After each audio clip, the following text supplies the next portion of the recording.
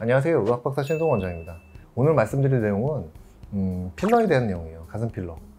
흔히 쓰는 얼굴 필러랑 좀 다릅니다. 그때 쓰였던 성분이랑 좀 다르고, 제가 말씀드린 이 가슴 필러는 PAAG라는 성분이에요. 그러니까 폴리아크릴 아마이드 겔이거든요. 근데 옛날에 과거에 중국이나 우즈베키스탄 무슨 스탄들, 또 몽골에서 쓰였던 어메이징 겔이라는 게 있고요. 그다음 우리나라에서 아쿠아필링 필러가 많이 쓰였죠. 이게 정말로 재앙이죠. 디제스터죠. 완전 재앙인데, 우리나라 분들은 이 아쿠아필링 필러가 많으세요. 그리고 태국 같은 데서 그 후에 쓰였던 액티브겔 이런 것들이 있습니다. 근데 어쨌든 이 말씀드린 이 가슴 필러는 반영구 필러라고 불렸던 그런 필러예요. 이분은 다른 병원에서 이제 그거를 제거하셨는데 그 다음에 염증이 생겨서 오셨어요. 이 가슴 필러가 너무 구석구석에 들어가 있으니까, 그리고 사실 범위가 좀 위험해요. 위험한 분들이 꽤 있으세요. 그러니까 그거를 초음파를 보면서 따라가면서 제거를 해야 되는데 제거하기 쉽지가 않아요. 조직에 달라붙어 있어요. 그래서 정말 제거가 쉽지가 않아요. 그러다 보니까 적당히 제거하게 돼요. 저도 초창기에 그랬어요. 적당히 제거하고 나니까 나중에 결국 문제가 생기더라고요. 그래서 이제 결국 문제가 생기면 결국 제가 해결해야 되니까, 나중에는 이제 제가 아주 구석구석 아주 촘촘하게 꼼꼼하게 제거를 하게 됐죠. 그러고 나니까 이제 좀 괜찮아진 거예요. 그 다음에는 염증이 거의 생기질 않는 거죠. 그래서 저도 시행착오를 많이 겪었어요.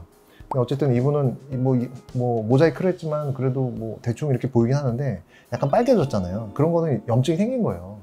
빨개지면 아프고 열이 나요. 그게 아프다고 보시죠. 이런 분은 이제 1년 전이나 벌써 몇 년 전에 그 다른 병원에서 제거를 하셨는데도 불구하고 필러가 꽤 남아있으니까, 그 남아있는 양이 아주 적으면 염증을 잘 일으키지 않겠지만 어느 정도 양 이상이 되면 염증을 일으켜요. 그러니까 정말 수술할 때 빡빡 긁어내야 되는 거죠. 근데 주변에 혈관도 있고 막 위험한 구조물들이 많기 때문에 의사들이 그렇게 하기가 쉽지가 않아요. 저도 정말 떨려가면서 막 이렇게 수술하거든요. 그러니까 이제 대충 수술하면 나중에 가서 더 문제가 되죠. 왜냐하면 그게 더 퍼지더라고요. 환자들을 보면. 그러면 1년이나 2년, 2, 3년 지나가지고 더 퍼지니까 걷잡을 수가 없는 상황이 돼버릴 수가 있어서 처음에 수술할 때 되게 잘해야 돼요.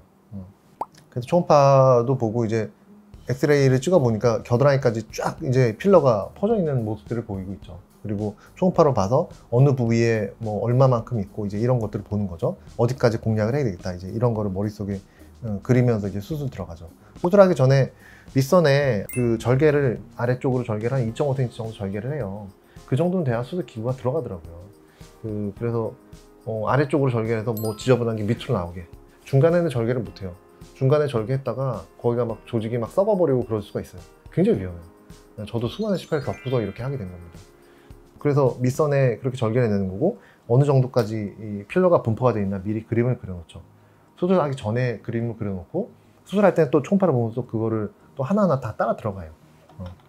초음파를 보면서 긁어내지만 그 다음에 내시경을 보면서 또 얼마나 남아있나 이제 그런 걸 보면, 사실 모자이크를 빡세게 해놔서 잘 안 보이시겠지만 좀 지저분하게 보이고 이런 것들이 좀 필러가 조금 남은 거예요. 그리고 좀 쾌쾌하게 보이고 이런 것들은 필러가 있었던 자리예요. 필러가 있었던 자리에 만성염증 조직들이 존재를 해요. 만성염증 조직하고 급성염증은 좀 달라요. 만성염증 조직들이 존재를 하고 급성염증 조직은 최대한 제거하고 이제 그런 거죠. 만성염증 조직은 제거가 잘 안 돼요.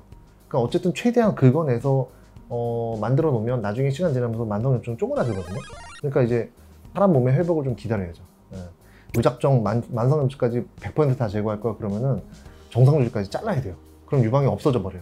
그래서 어떤 대학병원에서는 유방을 다 잘라버리고 막 등살 돌리고 뱃살 돌려가지고 유방 재건을 한 그런 케이스도 있긴 있었던 거예요.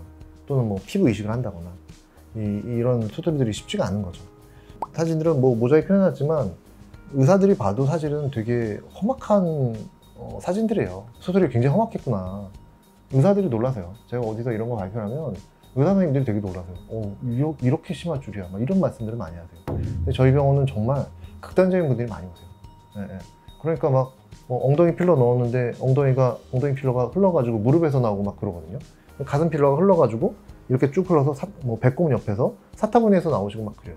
그러면 이제 그 트로트 노래, 그 노래가 딱 생각나는 거죠. 영탁 씨가 부른 네가 왜 거기서 나와. 영탁 씨의 그 트로트 노래가 딱 떠오르죠. 근데 진짜 황당한 거예요. 엉뚱한 데 가 있으니까. 그 필러를 제거한 모습들을 보면 약간 몽글몽글하고 약간 빨간색도 좀 있고, 대개는 약간 노란색이에요. 염증이 생기면 이제 쾌쾌한 색깔로 변하게 되죠. 그래서 이제 이런 가슴 필러는 반드시 선제적으로 제거해야 된다. 급성 염증이 생기기 전에. 제가 그렇게 항상 말씀드리고요. 다음에 또 말씀드릴게요. 구독과 좋아요는 눌러주셔도 돼요. 눌러주셔도 됩니다. 다음에 또 뵐게요.